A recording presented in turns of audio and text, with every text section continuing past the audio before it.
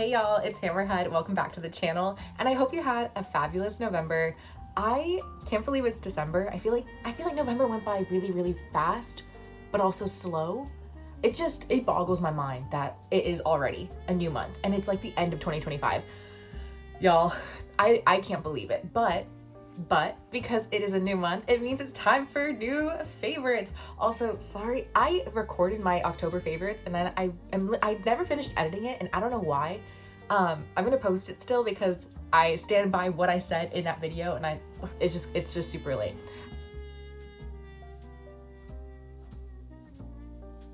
Okay, fashion favorite number one. Like I said, it was getting cold, so I've been wearing my merino wool sweater so much. It's like the perfect little, I thrifted it, so you can see that there's like a few holes in it, but I don't really care. I love it. I think it's a great little find.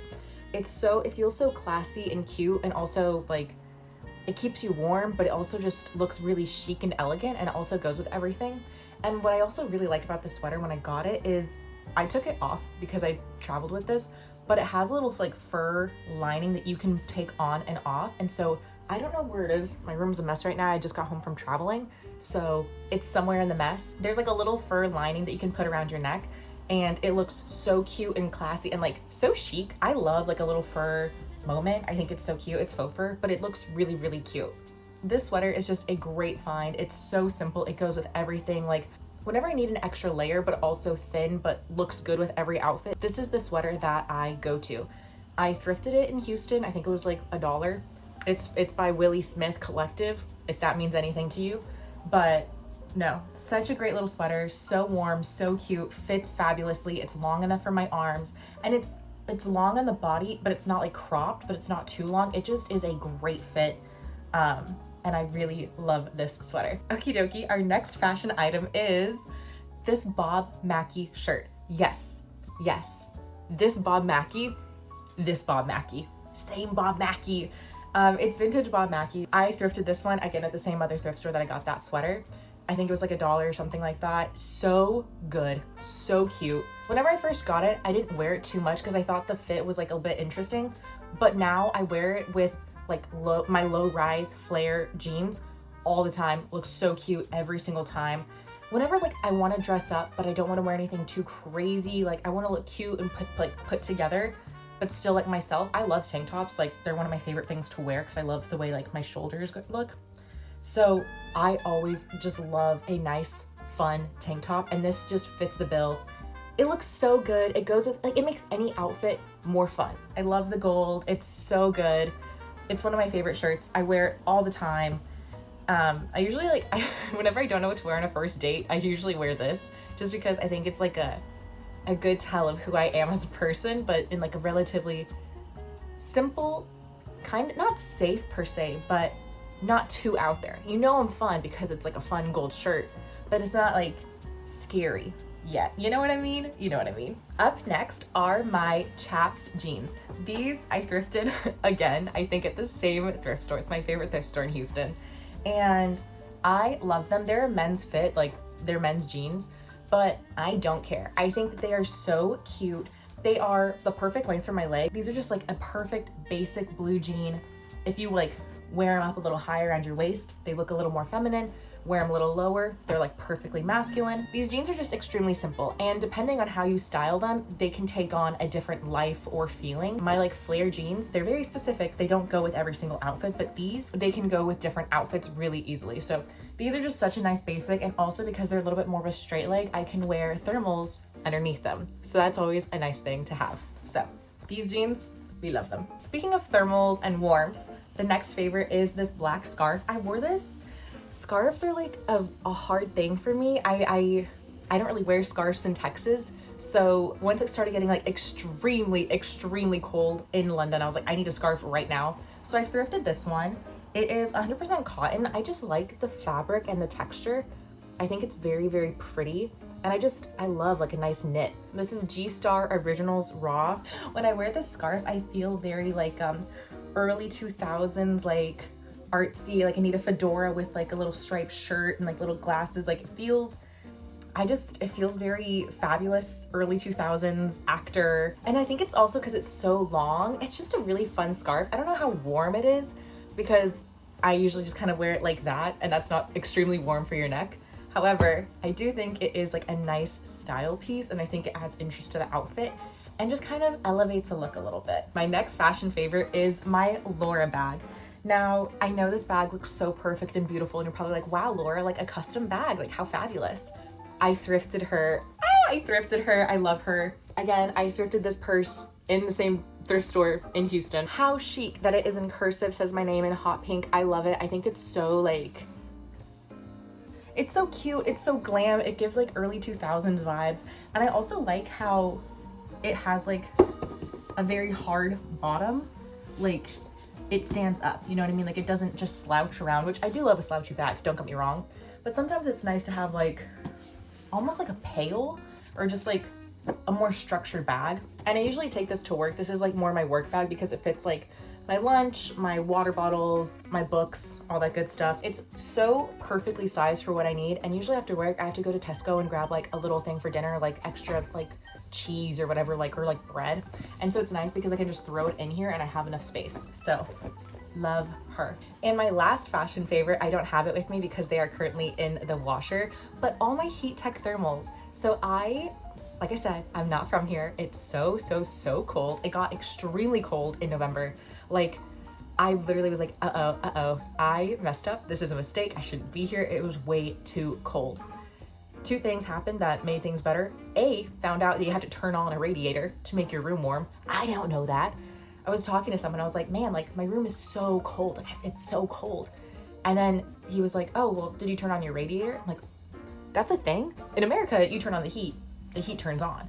So to turn on a radiator to get heat in your room, news to me. I didn't know this. Turned on my radiator so much. It's so warm. I'm so cozy. But I also realized I needed to get thermals. I just have like jeans and like pants, but I don't have any like thermal like to wear underneath it. That's gonna be like a huge part of like staying warm is layering, and having layers, you need thermals. So I went to Uniqlo. I got the Heat Tech like cashmere, like not level 1 of warm, but like the level 2 of warm. I got 2 long sleeves, 1 black, 1 cream. I got 1 pair of leggings, 1 pair of like rib tights, a hat, 2 pairs of socks, and some gloves. I was not playing. It was so freaking cold. However, I have already used every single piece that I have bought from Uniqlo at least like once or twice. I really have loved so far the Heat Tech. It's been so helpful in keeping me warm and making me like feel good in this weather because I want to go out. I want to have fun. And one thing to do that is you need to have warm. But it's it. There's no such thing as bad weather, just bad clothing. And I fear I just gotta get used to it. If you have any thermals that you're like, oh my gosh, they're really good, would recommend, let me know. If not, I'm probably just gonna stay with the Uniqlo ones because they're not too badly priced and I like them so far. So okie dokie, now let's talk about my favorite experiences for the month of November. In no particular order, one of my favorite experiences was going to Lake Como with my sister for Thanksgiving. One of the main reasons why I wanted to move here is to travel more. I love traveling.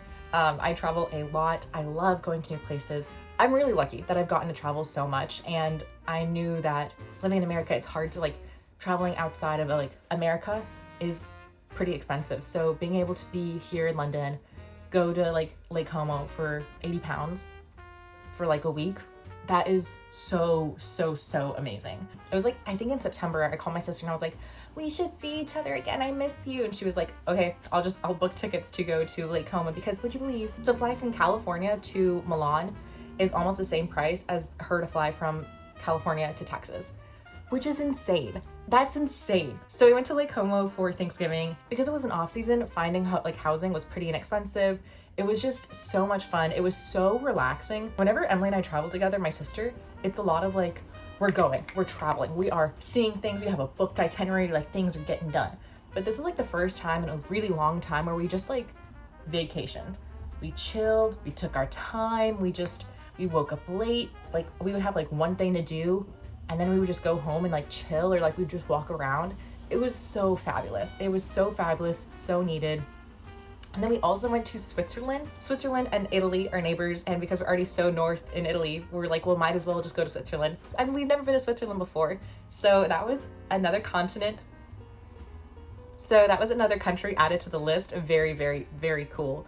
And it was just a great time. And then we also had a little Flixbus disaster where our Flixbus did not come for 2.5 hours, and we had no update. So we were just in a parking lot for 2.5 hours, just like, well, I guess we'll just sit here. But it was really fun. We had a great time. I'm just so thankful that my sister loves to travel as much as I do, and I got to have that time with her in Lake Como. So that was very special.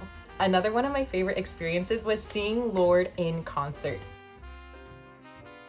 Literally, I have been a fan of Lorde since I was like 12 years old. I've been a Lorde fan since I first heard her music.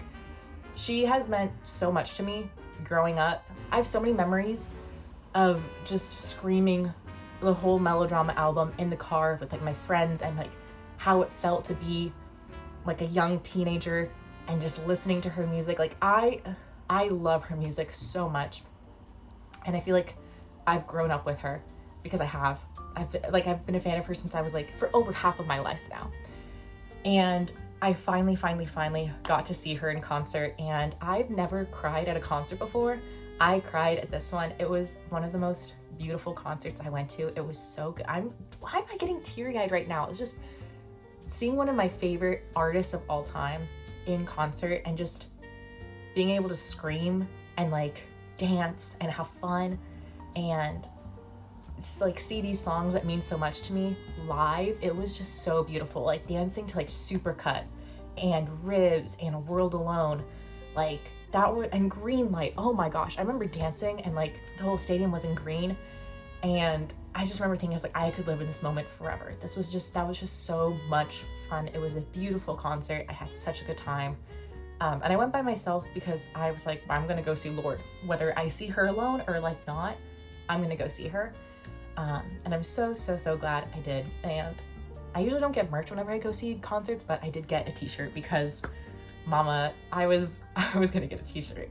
And then one of my last favorite experiences, it's kind of, again, it's like more vague. It's more vague, but I've been going on a few dates. I've been going on a few dates in London, and it's just been fun to like date around in a new city and meet new people. And, you know, even if they don't go anywhere, just like expanding my horizons and like meeting new people and going to new places and just like creating connections with people. It's just been very, very fun. I've been enjoying that aspect so far. Okie dokie. So now let's go on to my favorite media of November. Favorite song would be If She Could See Me Now by Lorde. I think that song has been on my playlist, my monthly playlist, since like June. I love that song. I think it means a lot. It just like to be singing to yourself, like if she could see me now, like if my younger self could see me now and be like, wow, she's living the life, like she's doing the thing, like she is where I want to be, that's who I want to be, and she's doing that. I love that song. It means a lot. The main TV show I was watching in November is Brooklyn Nine-Nine, because I just wanted something like fun and easy and light that I can just like enjoy watching and not like think too much about. Usually I don't go for sitcoms, but I don't know. Right now I'm at a point in my life where I just want to like not really think too much about like the TV I'm watching. I just want to be like chill and happy, and I get it. I want to watch a little sitcom. So I've been watching Brooklyn Nine-Nine. However, I did just watch all of Stranger Things yesterday, and okay. More to come on that. And the two favorite movies of November would be One Battle After Another and Frankenstein. Oh my gosh. Frankenstein. What has been said about it that I can add? I don't really know. One, stop being mean to the creature. He is just a guy. It's his first time. It's his first time living too. Everyone needs to be really, really nice to him. In high school, we were supposed to read Frankenstein. I never read it. Sorry. I want to now. I'll say I want to read it, but I just didn't finish it in high school. But I know a lot of people said that there were differences between the book and the movie. I don't know if those were good or bad differences. I can't really like speak on that. However, I do think that in the movie, the story that was told was a good story. I enjoyed that story. I thought it was extremely well done. The casting, the costumes, the cinematography, the coloring, the lighting, the production design, every part of it was extremely well thought out. Every single shot had love and thought and care poured into it. It felt very intentional, and it was extremely well done. That's all I can say. I really enjoyed that movie. I do want to rewatch it. I want to read Frankenstein now. And also, I remember I was so excited for Andrew Garfield to be in it, and I was like, oh my gosh, like, if he's not going to be in it, like, that's a bit of a bummer. But truly, I think this is like a career highlight for Jacob Elordi. I'm not like a huge fan. I don't know a lot of his work. However, no one could have played that role as good as him. Everything works out for a reason. And as much as I think Andrew Garfield would have done a good job in that role, I think it was so good that Jacob Elordi got to have that character, because that was just phenomenal. It was so phenomenal to watch. It's like fabulous. I really hope he gets an Oscar nomination, because that was just really, really, really good work. And the other movie, One Battle After Another. Oh my gosh! My friends were like, Laura, please go watch this movie. Please go watch this movie. You need to watch this movie. And I couldn't for a while, but then me and my friend finally went to go watch that movie. I want to rewatch it. Like, I want to rewatch it in theaters again, because it was so well done. I love long movies. I am a fan for long movies. If you have a long movie, I want to watch it. I'm not one of those people that's like, oh, if it's over an hour and a half, I don't want to. I love long movies, but it is an art to do a long movie well. And this one was extremely well done. The pacing was good. Yes, there were slower moments, obviously. You can't have everything at like 100 speed the whole time, but every slow moment, like, it still felt very necessary. It felt like intentional, like it should be there. I don't think that there was much like fat to cut off from this movie. I think everything in there needed to be in there. The soundtrack was great. And you know what's so funny? When I was watching the movie, I was like, I love these costumes. I love these costumes. They were extremely like simple, and they didn't really change much. But I remember I was like, I love the texture in the daughter's skirt. I love the texture of the skirt. I thought it was so fun to watch, and it was very age appropriate, but it looked really like good on screen. And I just remember thinking, I was like, oh, costuming is great. Found out one of my favorite costumers did this movie. Colleen Atwood did the costuming, and she's done like Alice in Wonderland. She did Sweeney Todd. Like and she also did a series of Unfortunate Events. Like, she has such a good eye for making simple things extremely textured and like feel very real and lived in.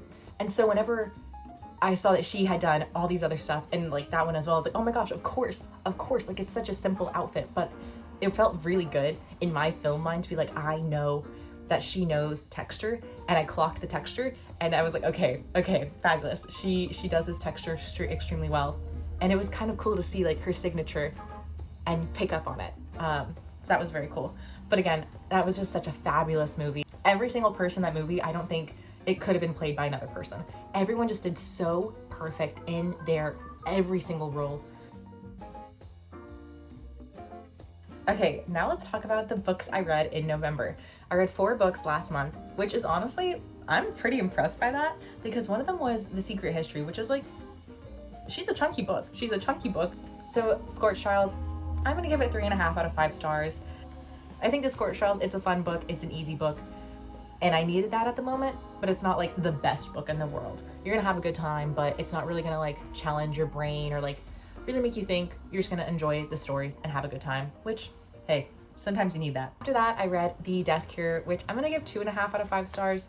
I think the ending is okay. Like, it feels a bit anticlimactic. It's like, oh, okay, things end and they go to somewhere new. Like, we have had so much buildup of like, the world is in catastrophe. All this money is being spent on these kids and these trials, and now they have to leave, and now they're just gonna go somewhere else, and like, that's it.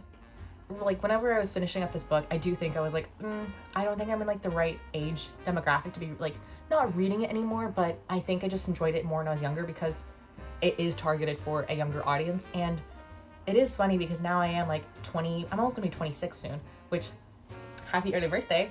But I think I'm starting to realize like I want a little bit more mature books and reading material, just because I'm a little older. I don't want the same kind of like easy to digest fun stories. Like, yes, whenever I do want something fun and easy, love it, but now that I am getting older, it is nice to have something that's a little more complex, just a little bit more mature.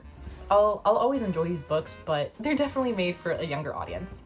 Next, I read The Secret History. I finally read The Secret History. It's been on my read list like this whole year. I was like, I need to read it this year, and I'm extremely glad I did. I think I'm gonna give it 4.5 stars out of 5. I really enjoyed this book. I really enjoyed the dark academia, like that aspect of it. Obviously it felt so cozy. I'm glad I read it in November. I think that was the perfect time to read it. I'm a very well-read girl. I read a lot. I know a lot of things. I like to, like, if I don't know something, I like to look it up. I know a lot of things. I know a lot of words. However, there were a lot of words in this book I did not know. And that was a very new feeling for me. So I'm so glad I was reading on my Kindle, because I could just like look up every single word, learn a new one, you know, get the definition. That was really helpful. I really enjoyed the character building. I thought all of the characters were pretty well fleshed out. And I enjoyed just the way that I just enjoyed her tone and her word choice and how she described things. I feel like sometimes she would just kind of like drop in random descriptions later on in the book once she'd already had them established. I can't remember anything specific, but I do remember thinking, I was like, oh, I didn't know Henry had blue eyes. Maybe I missed that detail, but there were definitely things where I was like, I thought that he had brown eyes and now he has blue eyes. So you have to like change it in your head. That was fine. It was whatever. It was just a very interesting story. It was a very interesting plot line. I enjoyed how it was very like, I enjoyed how you didn't really get details all at once. You had to wonder and think, why are they acting this way? What's going on? And it really made you feel a little bit paranoid while you're reading the book of like, why are these friends acting so suspicious? What happened? You know, you make some inferences. I liked how it felt like a little bit manipulative the whole time of like you reading the book. I always read on my Kindle. I have like ebooks, and I kind of want to get that one in person, because I like to annotate my books, but I only want to get a book if I really enjoyed it. So this one I might get a hard copy of. So we will see though. And the last book I read this one in one day. It is FantasticLand by Mike Bakoven. FantasticLand, if you haven't heard of it, it is like a hurricane hits this theme park in Florida and they get cut off from the world. And so basically it's like Lord of the Flies happens at like a Disney World. And it is a very interesting concept. It was a very fun book to read. I did enjoy reading it. And it's told through an interview, so every single chapter is from a different person's point of view, telling like what tribe they were a part of, you know, how things descended into chaos so quickly. I'd give it like 3.5 stars. I don't know if I'd read it again anytime soon, but I do like kind of like a Lord of the Flies adaptation set in modern day. If you like kind of like thrillers, kind of like a little bit people like social, like a little bit of like a social experiment kind of vibe, I think you'd like this book. The premise was just so interesting. I had to read it. So, and I'm currently reading Bury Our Bones in the Midnight Soil by V.E. Schwab. But I just started that, so I don't really have anything else to say. Those are the books I read, and that is everything I was really loving in the month of November. I hope you enjoyed, and if you want to let me know what you were loving last month, let me know in the comments. And if you like this video, please like and subscribe. I would really, really appreciate it. Yeah, that's all I think I have to say.